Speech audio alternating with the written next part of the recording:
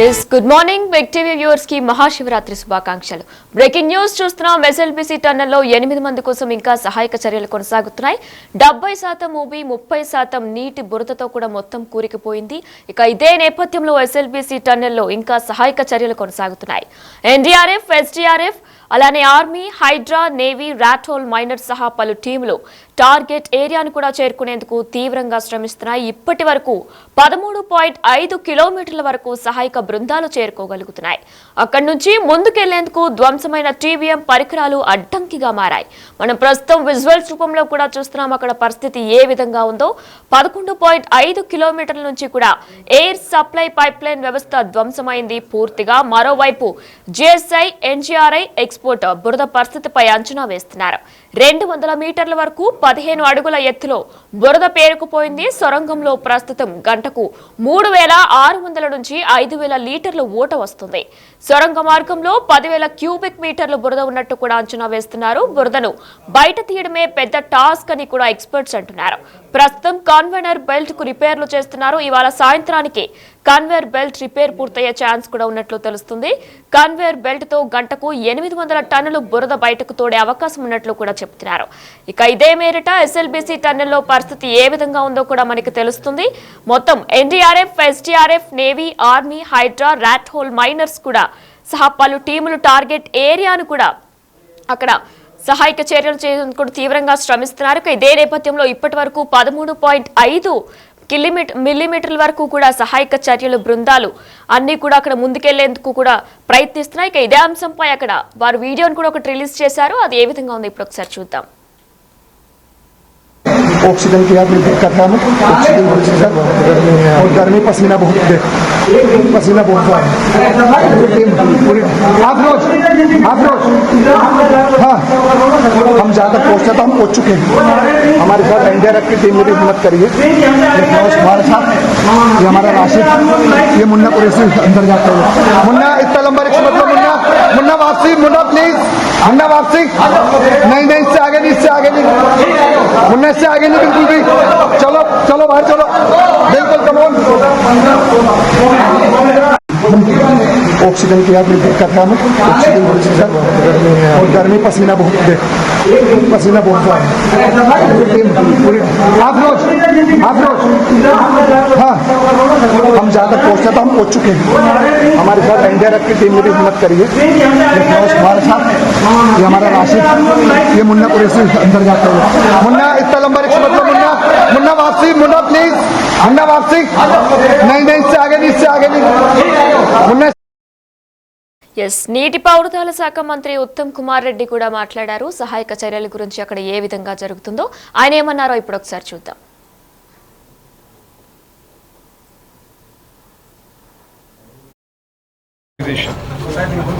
నుంచి వాళ్ళ హెడ్గా పనిచేసిన జనరల్ హర్పాల్ సింగ్ కూడా వాళ్ళు బార్డర్ రోడ్స్ ఆర్గనైజేషన్లో పనిచేసిన టన్నల్ ఎక్స్పర్ట్స్ కూడా రేపు మార్నింగ్ వాళ్ళని ఎయిర్పోర్ట్ హైదరాబాద్ చేరితే సాయంత్రం రేపు మార్నింగ్ వాళ్ళని హెలికాప్టర్లో తీసుకొస్తున్నాం. మీకు కూడా ఒక స్పష్టంగా ఒక విషయం తెలియజేస్తుంటే భారతదేశంలో ఇప్పటివరకు జరిగిన టన్నల్ ఇన్సిడెంట్స్, యాక్సిడెంట్స్లో అత్యంత కాంప్లికేటెడ్ కాంప్లెక్స్ ఇది. సో ఆ స్టేట్ గవర్నమెంట్ మేము 2 లక్ష్యాలతో ముందుకు పోతున్నాం.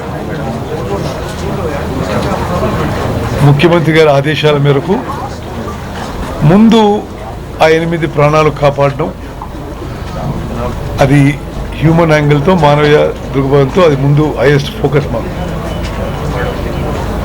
ఆ తర్వాత ఈ యాక్సిడెంట్ సైట్ యొక్క రిపేర్ అండ్ రెక్టిఫికేషన్, మళ్ళీ ఏ విధంగా ముందుకు పోవాలి. సీఎం గారు చాలా పర్టికులర్గా సైడ్ నుంచి యాక్సెస్ 12 కిలోమీటర్లు దాటి తర్వాత ఇప్పుడు ఇక్కడ దారిలో యాక్సెస్ లేకపోవడంతో కూడా చాలా ఇబ్బంది అవుతుంది కదా. ఆ 12th కిలోమీటర్ పాయింట్లో అటు నుంచి కానీ ఇటు నుంచి కానీ ఇంకో యాక్సెస్ సైడ్ నుంచి ఆ టన్నల్లోకి తీసుకొచ్చే అవకాశం చూడండి అని చెప్పి చెప్పడం జరిగింది. We will pursue your option. Right ఇదే అంశంపై మరింత సమాచారం మా ప్రతినిధి శివశంకర్ ఫోన్ లో అందిస్తారు. ఎస్ శంకర్, అయితే ఇప్పటికే 5వ రోజు 8 మంది కోసం కూడా గాలింపు చర్యలు వేగవంతం చేసినట్లు కూడా తెలుస్తుంది. డీటెయిల్స్ ఏంటి? ఇప్పటికీ దాదాపు 96 గంటలు గడిచిపోయింది. అంటే 5వ రోజు కూడా 4 రోజులు కంప్లీట్ అయ్యి 5వ రోజు కూడా ఈ రెస్క్యూ ఆపరేషన్ కొనసాగుతున్నటువంటి పరిస్థితి ఎస్ఎల్బిసి టన్నెల్ దగ్గర కనిపిస్తుంది. ఈ 4 రోజులుగా ఎన్డీఆర్ఎఫ్, ఆర్డీఎఫ్, అదే విధంగా సింగరేణి రెస్క్యూ బృందంతో పాటు ఆర్మీ, నేవీ వీళ్ళంతా కూడా 24 గంటలు షిఫ్టుల వైజ్ గా ఎస్ఎల్బిసి టన్నెల్లో చిక్కుకుపోయిన వారి ఆచూకీ కనుక్కోవడం కోసం రెగ్యులర్ గా మానిటరింగ్ చేస్తున్నటువంటి పరిస్థితి కనిపిస్తుంది.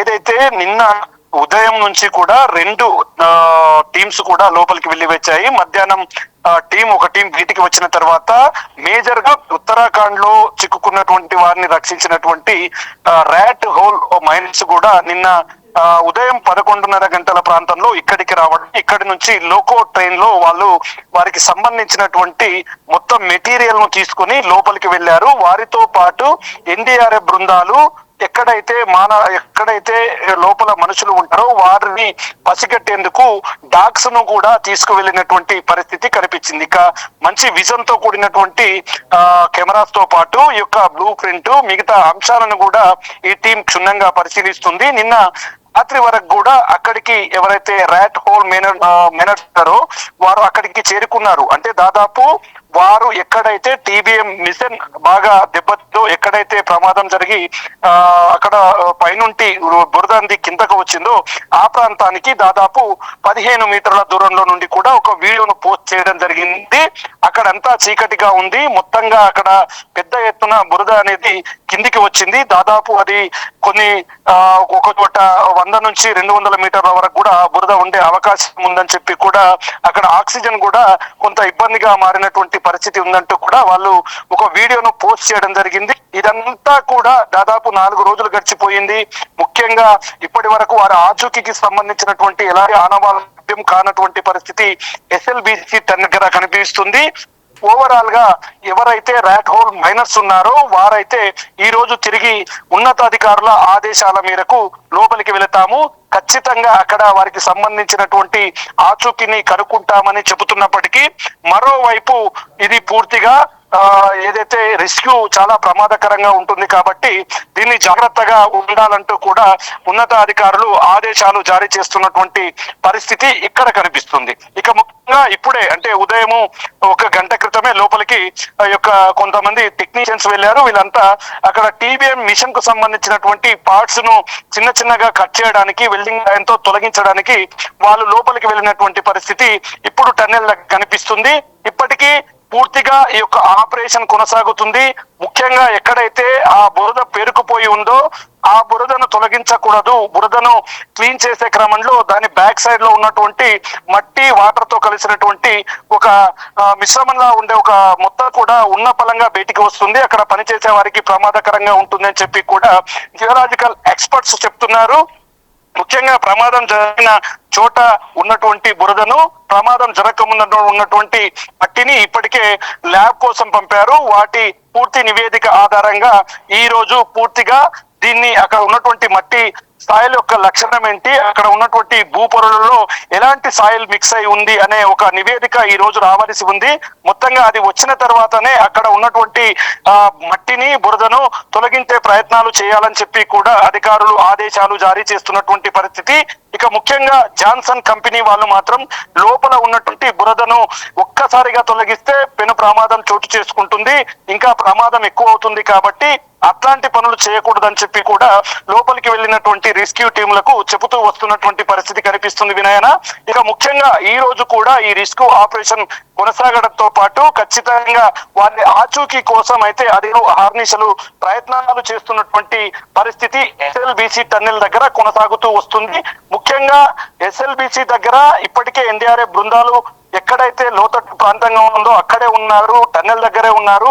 ప్రమాదం జరిగిన ప్లేస్ నుండి దాదాపు గుట్ట పై భాగంలో 400 మీటర్స్ లో ఈ యొక్క ఒక చిన్న మార్కును కూడా జియోలాజికల్ కు సంబంధించినటువంటి సైంటిస్టులు కావచ్చు వాళ్ళు కనుగొన్నారు. అంటే అక్కడికి పైకి వెళ్ళి అక్కడ భూ పొరలకు సంబంధించినటువంటి అధ్యయనాన్ని కూడా ఈ రోజు జరుపుతామని చెప్పి అధికారులు చెబుతున్నటువంటి పరిస్థితి ఎస్ఎల్బిసి టన్నెల్ దగ్గర కనిపిస్తుంది. ఇప్పటికైతే ఎస్ఎల్బిసి టన్నెల్ దగ్గరికి ఎవరైతే మిస్ అయ్యారో వారికి సంబంధించినటువంటి కుటుంబ సభ్యులు వచ్చారు. వారికి సంబంధించినటువంటి ఆచూకీ ఇవ్వాలంటూ కూడా ఒకవైపు జేపీ కన్స్ట్రక్షన్స్ దగ్గర అధికారులను అడుగుతున్నటువంటి పరిస్థితి. ఇప్పటికే ఇక్కడ రాష్ట్ర మంత్రులతో పాటు నిన్న డిప్యూటీ సీఎం కూడా ఇక్కడికి రావడం, అధికారులతో సమావేశాలు నిర్వహించడంతో పాటు పూర్తిగా ఈ రెస్క్యూ ఆపరేషన్ ను కొనసాగించాలంటూ కూడా చెప్తున్నటువంటి పరిస్థితి కనిపించింది. ఇక ముఖ్యంగా జిల్లా ఎస్పీ గైక్వాడ్ తో పాటు కలెక్టర్ బదావత్ సంతోష్ కూడా దీని మీద స్పెషల్ గా దృష్టి సారించడం, ఒకవైపు కార్మికులను ఎప్పటికప్పుడు మానిటరింగ్ చేస్తూ ఈ రెస్క్యూ ఆపరేషన్ యథావిధంగా సక్సెస్ఫుల్ గా కొనసాగేందుకు ముందుకు వెళుతున్నారు. 5వ రోజు రెస్క్యూ ఆపరేషన్ పై సర్వత్రా ఆసక్తి నెలకొంది ఉందని చెప్పవచ్చు. మరికొద్ది సేపట్లో ర్యాక్ హోల్ మైనర్స్ కూడా లోపలికి వెళ్లి పూర్తి స్థాయి సమాచారాన్ని తెచ్చే ప్రయత్నం చేస్తున్నారు. ఇక ముఖ్యంగా ఎక్కడైతే ఈ యొక్క కన్వేయర్ బెల్ట్ ఉందో ఆ కన్వేయర్ బెల్ట్ పనిచేస్తే ఖచ్చితంగా దానికి సంబంధించి లోపల ఏదైతే మెటీరియల్ వేస్టేజ్ అంతా త్వరతగతిన బయటికి తీసుకురావచ్చు. కాబట్టి ఆ కన్వేయర్ బెల్టుల పైన అధికారులు ప్రత్యేకమైనటువంటి దృష్టి సారించినటువంటి పరిస్థితి ఇక్కడ కనిపిస్తుంది. వినాయన right, thank you Shankar. SLBC టన్నెల్లో చిక్కుకుపోయిన 8 మందిని రక్షించేందుకు రెస్క్యూ ఆపరేషన్ లో మరింత వేగం పెంచారు. రెస్క్యూ ఆపరేషన్ నేటితో 5వ రోజుకు చేరుకుంది. NDRF, SDRF, navy, army, HYDRAA, rat hole miners సహా పలు టీంలు టార్గెట్ ఏరియాను చేరుకునేందుకు తీవ్రంగా శ్రమిస్తున్నాయి. ఇప్పటి వరకు కూడా 13.5 కిలోమీటర్ల వరకు సహాయక బృందాలు చేరుకోగలుగుతున్నాయి. అక్కడి నుంచి ముందుకెళ్లేందుకు కూడా ధ్వంసమైన టీబీఎం పరికరాలు అడ్డంకిగా మారాయి. మనం ప్రస్తుతం విజువల్స్ రూపంలో కూడా అక్కడ పరిస్థితి ఏ విధంగా ఉందో కూడా చూస్తున్నాం. 11.5 కిలోమీటర్ల నుంచి ఎయిర్ సప్లై పైప్ లైన్ వ్యవస్థ పూర్తిగా ధ్వంసమైంది. మరోవైపు జిఎస్ఐ, ఎన్జీఆర్ఐ ఎక్స్పర్ట్స్ బురద పరిస్థితిపై అంచనా వేస్తున్నారు. 200 మీటర్ల వరకు 15 అడుగుల ఎత్తులో బురద పేరుకుపోయింది. సొరంగంలో ప్రస్తుతం గంటకు 3600 నుంచి 5000 లీటర్లు ఊట వస్తుంది. ఇక సొరంగ మార్గంలో 10,000 క్యూబిక్ మీటర్లు బురద ఉన్నట్టు కూడా అంచనా వేస్తున్నారు. బురదను బయటకు తీయడమే పెద్ద టాస్క్ అని కూడా ఎక్స్పర్ట్స్ అంటున్నారు. ప్రస్తుతం కన్వేయర్ బెల్ట్ కు రిపేర్లు చేస్తున్నారు. ఇవాళ సాయంత్రానికి కన్వేయర్ బెల్ట్ రిపేర్ పూర్తయ్యే ఛాన్స్ ఉన్నట్లు కూడా తెలుస్తుంది. కన్వేయర్ బెల్ట్ తో గంటకు 800 టన్నుల బురద బయటకు తోడే అవకాశం ఉందని కూడా నిపుణులు చెప్పుకొస్తున్నారు. టీబీఎం మెషిన్ దాటిన తర్వాత 100 మీటర్ల మేర బురద పేరుకుపోయింది. అక్కడి వరకు వెదురు బొంగులు, థర్మోకాల్ షీట్లతో చేసిన ఫిషింగ్ బోట్లతో రెస్క్యూ టీమ్స్ వెలుగొలుగుతున్నాయి. ఇక ఆ తర్వాత దట్టమైన బురద సుమారు 6-7 అడుగుల ఎత్తులో పేరుకుపోయి ఉంది.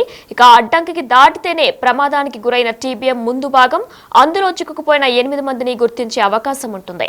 అయితే ఆ ప్రాంతానికి సహాయక బృందాలు వెళ్లలేకపోతున్నాయి. పుషింగ్ కెమెరాలు, డ్రోన్లు, సిగ్నలింగ్ వ్యవస్థ ఎన్ని ఏర్పాట్లు చేసినా సరే ఫలితం రావడం లేదు. ప్రమాదం జరిగిన ప్రాంతానికి చేరుకునేందుకు సొరంగం పై నుంచి కానీ పక్క నుంచి కానీ వెళ్లే మార్గాలను కూడా అన్వేషిస్తున్నట్లు కూడా ఇప్పటికే మంత్రి ఉత్తమ్ రెడ్డి కూడా తెలిపిన వీడియో మనం చూసాం. ఇక ఉప ముఖ్యమంత్రి బట్టి విక్రమార్క, అలానే ఉత్తమ్ కుమార్ రెడ్డి, రోడ్డు భవనాల శాఖ మంత్రి కోమటిరెడ్డి వెంకటరెడ్డి, ఇక పర్యాటక శాఖ మంత్రి జూపల్లి కృష్ణారావు సహాయక చర్యలు కూడా నిర్వహించారు. ఇండియన్ నేవీ, ఎన్డీఆర్ఎఫ్ కలిసి ప్రయోగాత్మకంగా కూడా మరొకసారి సొరంగంలోకి వెళ్లి ఇవాళ టార్గెట్ ఏరియాకు వెళ్లేందుకు కూడా ప్రయత్నిస్తామన్నారు. 8 మంది ప్రాణాలను కాపాడటమే మొదటి ప్రాధాన్యంగా చర్యలు చేపడుతున్నట్లు కూడా ఉత్తమ్ రెడ్డి వివరించారు. और गर्मी पसीना बहुत आप रोज हाँ हम जहाँ तक पहुँचते तो हम पहुँच चुके हैं. हमारे साथ एनडीआरएफ की टीम ने भी हिम्मत करी है. हमारे साथ ये हमारा राशिद, ये मुन्ना कुरैशी अंदर जाते हुए. मुन्ना इतना लंबा रिक्शा मतलब मुन्ना वापसी, मुन्ना प्लीज, मुन्ना वापसी. नहीं इससे आगे नहीं, मुन्ना इससे आगे नहीं बिल्कुल भी. चलो बाहर चलो.